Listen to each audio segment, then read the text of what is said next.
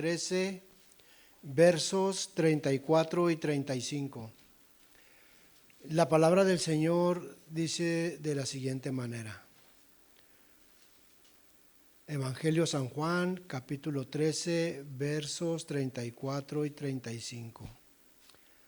Un mandamiento nuevo os doy, que os améis unos a otros como yo os he amado, que también os améis unos a otros. En esto conocerán todos que sois mis discípulos, si tuviereis amor los unos con los otros. Palabra del Señor. Vamos a una pequeña oración por nuestro pastor. Amado Padre Celestial, bendito y alabado sea. Ponemos en sus manos a nuestro pastor Ismael, Señor.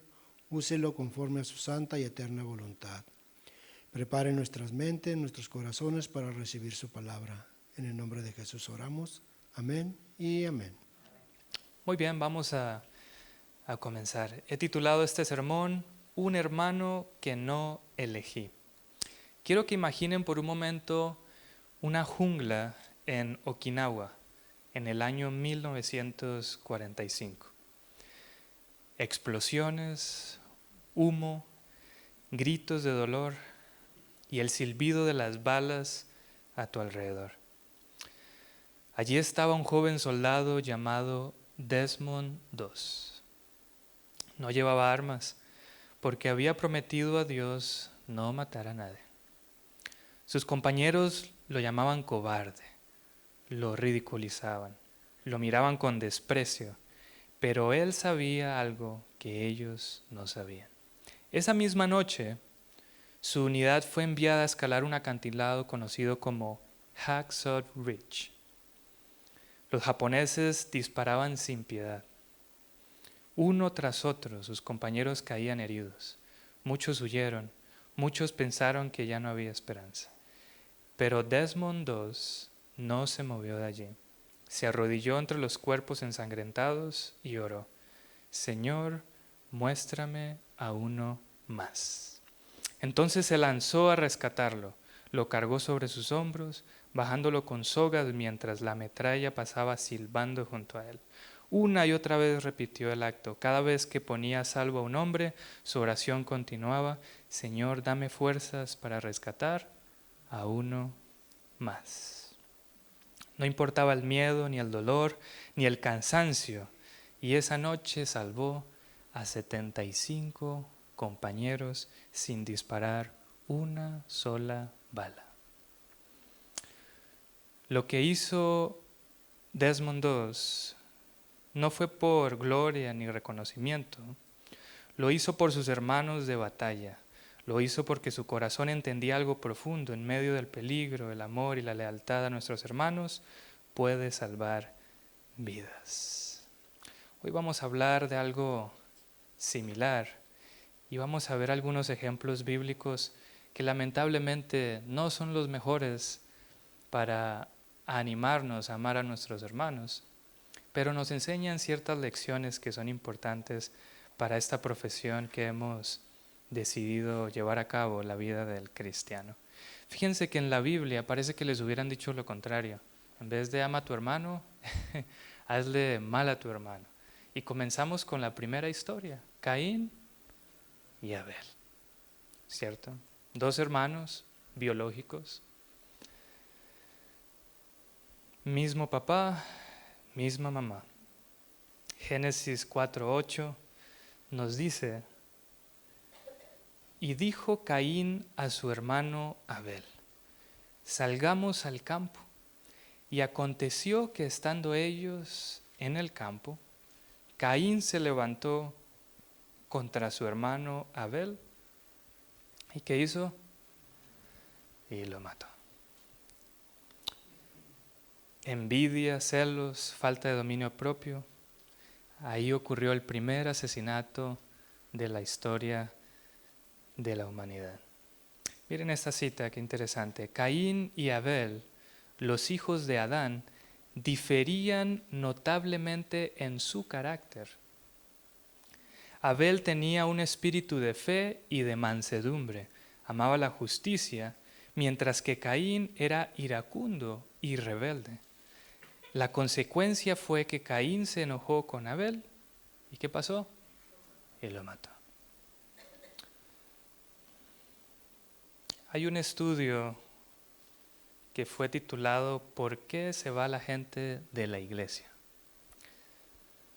Y quisiera compartirlo con ustedes.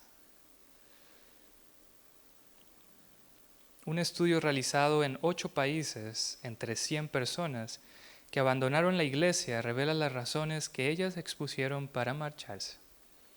Número 1, con un 2%, no creían más en la doctrina.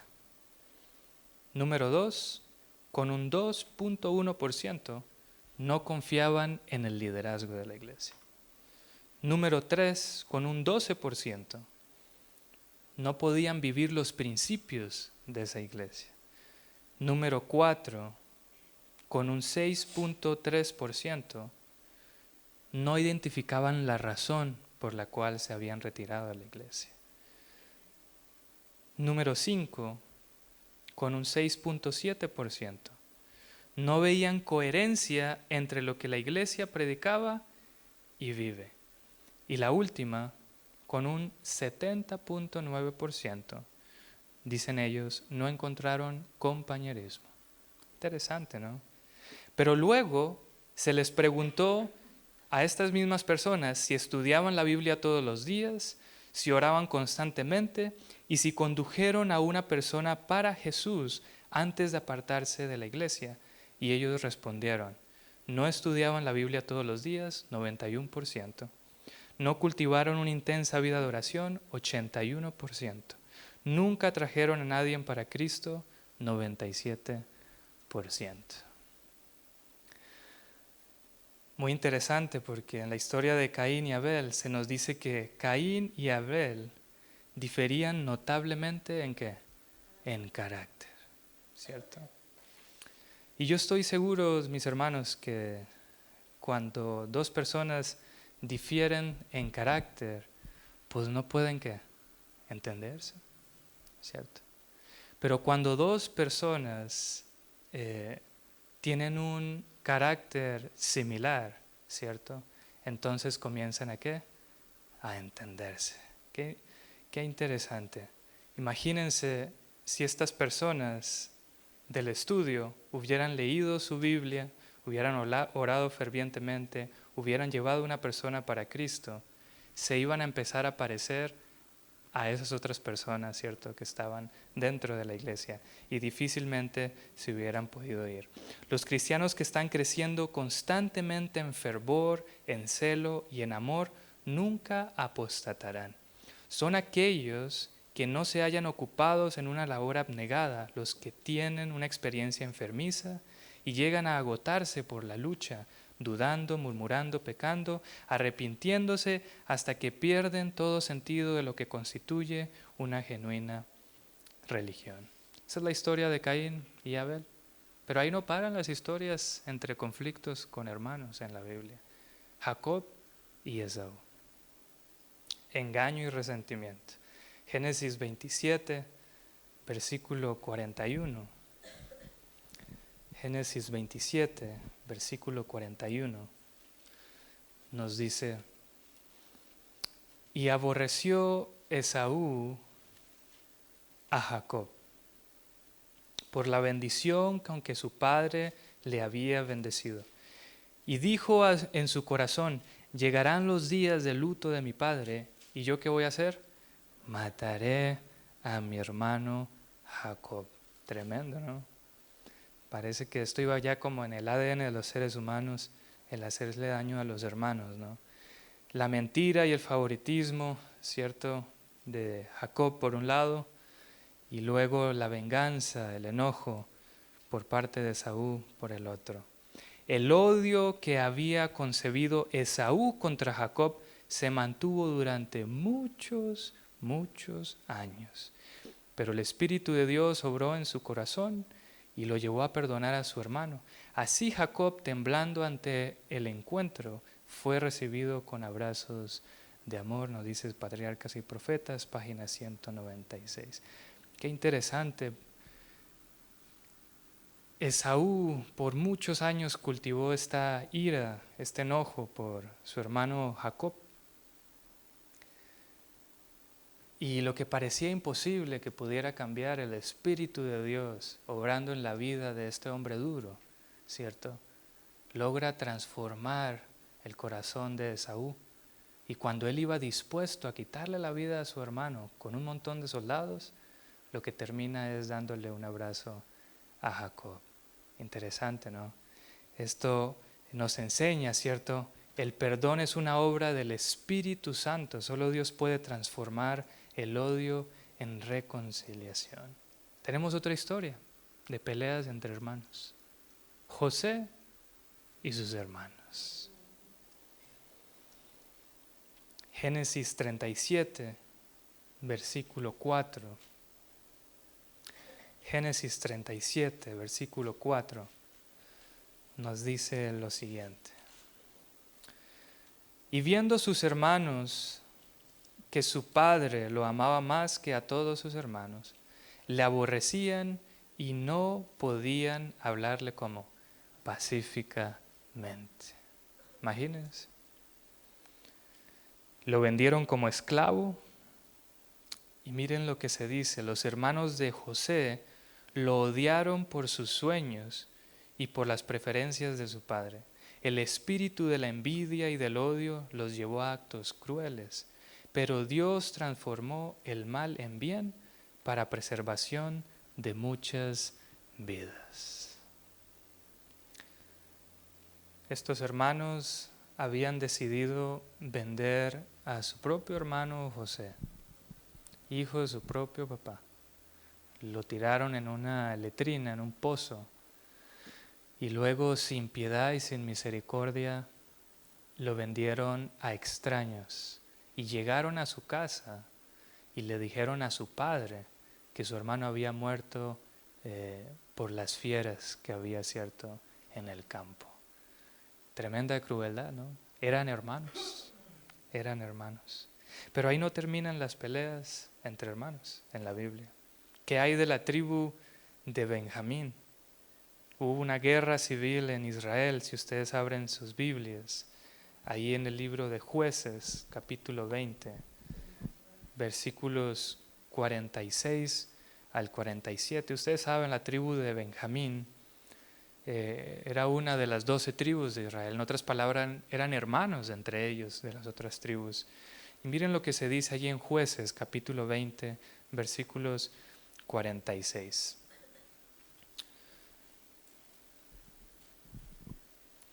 Dice, de los de Benjamín cayeron aquel día 25,000 hombres que sacaban espada.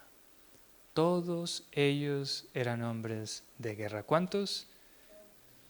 25,000 hombres murieron, muertos por la espada de sus propios ¿qué? De sus propios hermanos. De sus propios hermanos. El pueblo de Dios, en vez de arrepentirse de sus pecados, se levantó en guerra fratricida y así el enemigo triunfó al ver a Israel dividido contra sí mismo. Ustedes no se dan cuenta, queridos hermanos, pero ¿saben quién es el que celebra cuando los hijos de Dios se pelean? El enemigo. Él hace un fiestón grande. ¿Sí? Y cuando las tribus atacaron a Benjamín y 25,000 hombres murieron en ese momento, quien estaba celebrando era el enemigo. Él quería la destrucción tanto de los de Benjamín como de las otras 11 tribus, ¿cierto? Pero ahí no terminan las historias de peleas entre hermanos. ¿Qué hay de Isaac e Ismael? Génesis capítulo 21, versículos 9 y 10. Génesis 21, versículos 9 y 10. O 9. Dice, y vio Sara Y vio Sara que el hijo de Agar la egipcia, el cual ésta le había dado a luz a Abraham, ¿qué hacía? Se burlaba de su hijo Isaac. Y ustedes conocen la historia. Finalmente este episodio termina triste. Abraham tomando una decisión donde manda al exilio, ¿cierto?, a Agar junto con su hijo Ismael. El espíritu de burla manifestado por Ismael hacia Isaac revelaba el odio y la incredulidad que llenaba su corazón. Dios no podía permitir que la influencia del hijo de Agar corrompiera al heredero de la promesa. La burla y el desprecio son semillas de odio que destruyen la fe y contaminan a los demás. Nos burlamos, ¿cierto?, de los hermanos, de las personas. La Biblia llama esto escarnecer, ¿cierto? Bienaventurado el que no se sentó en la silla de ¿quién? De escarnecedores, ¿cierto? Y las damas pudieran decir, mira, los hombres son bien peleones. Todas esas historias que cuenta el pastor son hombres peleándose entre ellos. Nosotros las mujeres no nos peleamos. Pero ¿qué hay de Lea y Raquel? Dos queridas hermanas, ¿cierto? Hermanas y esposas de Jacob. Si ustedes leen Génesis capítulo 30, el versículo 1, Génesis 30, versículo 1, nos dice que viendo Raquel que no daba hijos a Jacob, ¿tuvo qué? Envidia de su hermana. Tuvo envidia de su hermana. Y decía Jacob, dame hijos, o si no, ¿qué? Bárbaro. Imagínense la envidia hasta qué punto iba, ¿no? Que ella prefería morirse a no tener hijos, ¿cierto? Para competir con su hermana Lea. Así que las historias son tanto de hombres peleándose, hermanos con hombres, también como de mujeres. Pero alguien podrá decir, no, pero bueno, era hombres con hombres, mujeres con mujeres, pero no vemos allí una hermana peleando con un hermano. Bueno, lamento decirles que también hay. Miriam y Aarón contra Moisés. Tenemos todas las combinaciones, ¿no? Números 12, versículos 1 y 2. Números 12, versículos 1 y 2, o 1 podemos leer nada más. Dice, María y Aarón hablaron contra ¿quién? Contra Moisés, a causa de la mujer cusita que había tomado, porque él había tomado mujer cusita. Miriam y Aarón decidieron molestarse con Moisés y hablaron mal de él. Miriam y Aarón fueron movidos por los celos y la envidia. No estaban satisfechos con el puesto que Dios les había asignado. El descontento de ellos era realmente una rebelión contra la autoridad de Dios. La crítica y los celos contra el liderazgo que Dios establece es rebelión contra Dios mismo. Y aquí vemos una serie de historias donde entre hermanos no se pueden llevar bien, ¿cierto? Saben que Jesús sabía por esta tendencia, ¿cierto?, de los hermanos peleándose. Él sabía que era algo que iba a ocurrir entre sus discípulos, entre los 12 discípulos, que eran hermanos en Cristo, ¿cierto? Él sabía. Y él intentaba de muchas formas enseñarles que no era así como ellos deberían de convivir entre ellos. Sin embargo, a veces no podía evitar que se peleaban entre ellos. Lucas capítulo 22, versículo 24, nos dice que hubo también entre ellos una disputa sobre quién de ellos sería el mayor. Aunque no eran hermanos de sangre, Jesús los llamó a ser una familia espiritual y aún así ellos se pelearon por el poder. A Jesús le preocupaba esta situación entre ellos. Y yo creo que de las cosas que más atacó entre su comunidad de discípulos fue este problema de que se pelearan entre ellos. Por eso en Juan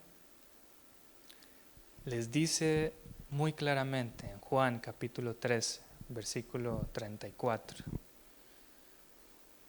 les dice sin rodeos, al punto, de una forma clara, para que ellos entendieran cuál debía ser la forma en que debían llevarse entre ellos.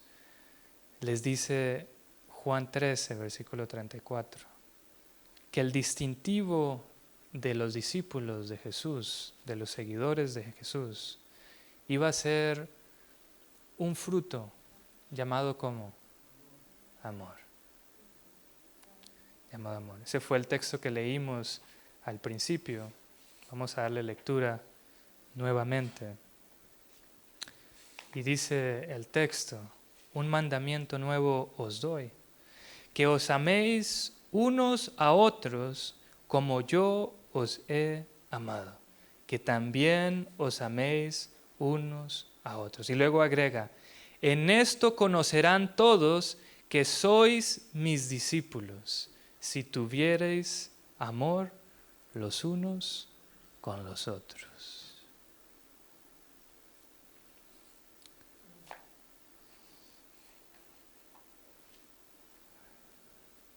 Ya me imagino ellos pensando, yo pensé que ser un discípulo de Jesús, la autoridad para ser un discípulo de Jesús, las llaves, ¿cierto? Lo que me hacía un discípulo de Jesús era que yo había sido fiel a Él y seguirlo y dejar todo atrás, ¿cierto? Tal vez otro pudo haber dicho otra cosa similar, ¿cierto? Pero Jesús les dice, miren, el único distintivo que va a mostrarle a las personas de afuera que ustedes verdaderamente son mis discípulos es si tuvierais amor los unos con los otros.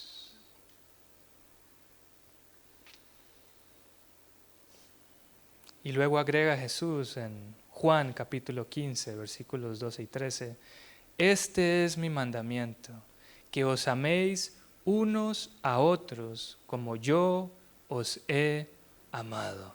Y luego agrega, nadie tiene mayor amor que este, que uno ponga su vida por sus amigos. Y Jesús, cuando ya estaba a punto de partir, de ir a la cruz y luego subir al cielo, en su oración que hizo al Padre, allí en Juan capítulo 17, versículo 21, Él dice, para que todos sean uno, como tú, oh Padre, en mí y yo en ti. ¿Cuál era entonces su preocupación más grande de Jesús? Para que todos sean ¿qué? Uno. Esa era su preocupación antes de irse. Que dejaran de pelearse, que se llevaran bien entre ellos, que se amaran, que fueran abnegados el uno con el otro, que se sirvieran, ¿cierto? Esa era su mayor preocupación. Él sabía que si permitían al enemigo entrar en esa comunidad de 11 personas, porque Judas luego se fue, ¿cierto? Y se peleaban entre ellos, el cristianismo ahí terminaba. No había más cristianismo. El movimiento de Jesús dependía completamente de que sus discípulos aprendieran a llevarse bien los unos con los otros, a amarse. Interesante. Y con el tiempo ellos fueron aprendiendo la lección. Y luego Jesús se va al cielo y quedan los apóstoles. Y cuando ustedes leen las cartas de los apóstoles, lo que más recalcan allí en Romanos, en Corintios, en Primera y Segunda de Tesalonicenses, en Efesios, en Filipenses, es la misma cuestión. Amaos los unos a los otros con amor fraternal, en cuanto a honra, prefiriéndose los unos a los otros. Romanos 12:10. Nosotros sabemos que hemos pasado de muerte a vida en que amamos a los hermanos. El que no ama a su hermano permanece en muerte. Primera de Juan 3:14. Permanezca entre ustedes el amor fraternal. Hebreos 13:1. Y me cansaría de leer todos los versículos donde los apóstoles le recalcan una y otra vez a los seguidores de Cristo que se amen los unos a los otros. El amor es el principio que Dios mismo ha implantado en el corazón humano y debe cultivarse en la familia y en la iglesia. El amor no es para que lo tengas ahí guardado como un diamante, ¿cierto? Que nadie te lo quite. El amor se desarrolla y se multiplica cuando tú lo entregas a los demás. Pero si hay peleas, si hay celos, si hay comentarios, si hay burlas, si hay odio entre hermanos, entonces el amor muere, ¿cierto? Y se destruye la familia del Señor. Puede que no hayamos elegido a los hermanos de nuestra iglesia, pero Dios sí los eligió por nosotros. Dios puso allí a cada uno de ustedes a que estuvieran cerca. Yo no sé por qué, Él sabe por qué, ¿cierto? Pudo haber puesto personas que nos cayeran mejor, ¿cierto? que se parecieran a nuestro primo preferido, ¿sí? O al cuñado, a la cuñada preferida, o a, no sé, alguien que nos atrayera. Apenas lo veíamos, una sonrisa nos salía, ¿cierto? Pero no fue así. Puso hermanos que cuando vemos, híjole, nos cuesta, ¿cierto? Alguien decía que la iglesia es el mejor lugar para practicar, ¿cierto? El amarnos los unos a los otros, porque realmente cuesta hacerlo allí, ¿cierto? Pero así quiso Dios, hermanos. Él los trajo a cada uno de los que están ustedes aquí. Cuando tú te quejes de un hermano que comparte contigo la misma iglesia, sabes que te estás quejando de la elección que a Dios ha hecho para tu vida. ¿Sí? Así es. Tú estás diciendo a Dios, yo no estoy de acuerdo que tú hayas traído a esa persona aquí a la iglesia para bendecir mi vida, ¿cierto? Porque al final, hermanos, en estas interacciones difíciles, en tratar de entendernos, de tenernos paciencia, de llevarnos los unos con los otros, es que el cristiano ¿qué? Crece. Así es.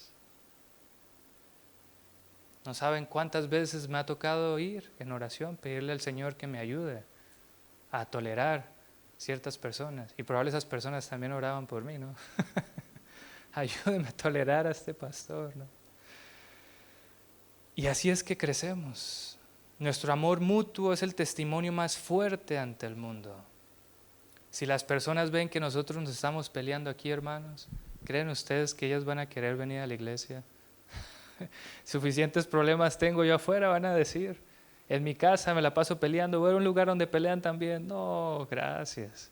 Me quedo mejor donde estoy, ¿cierto? ¿Cómo tratas al hermano que piensa diferente a ti? ¿Cómo tratas al hermano que no piensa como tú?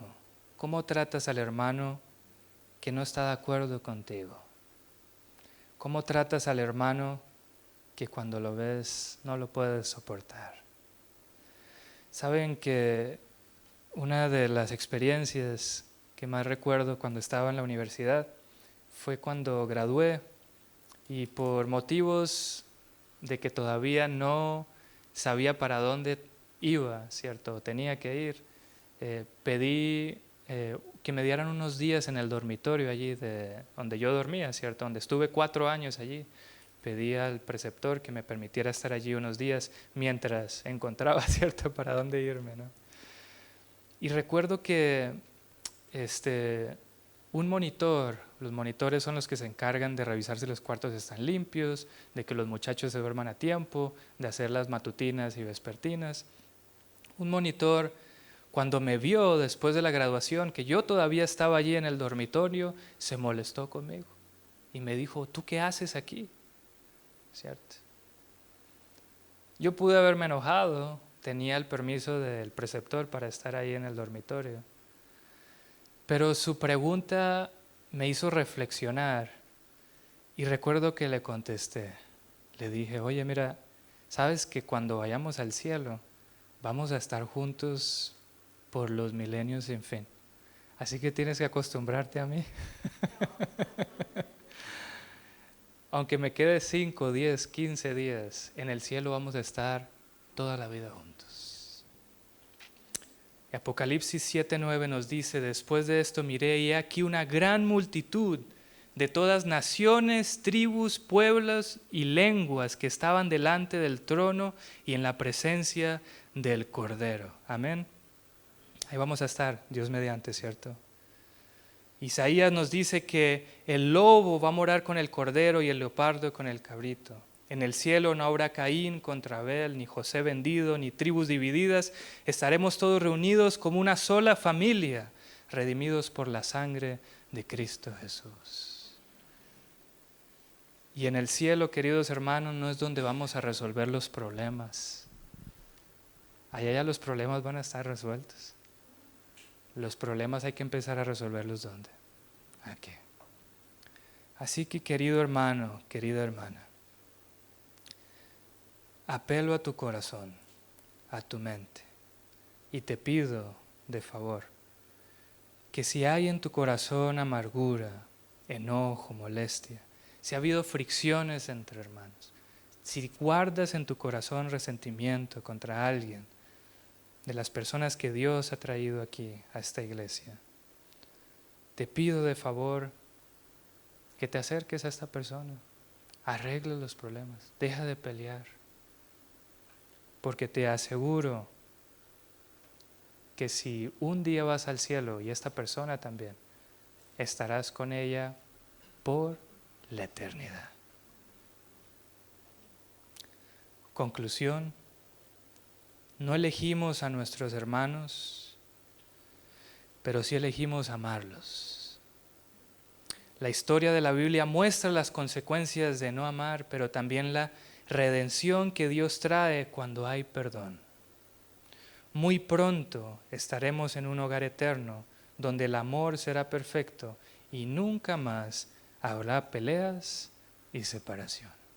Es mi oración, queridos hermanos, que esta iglesia pueda llevar la etiqueta que Jesús puso a sus discípulos.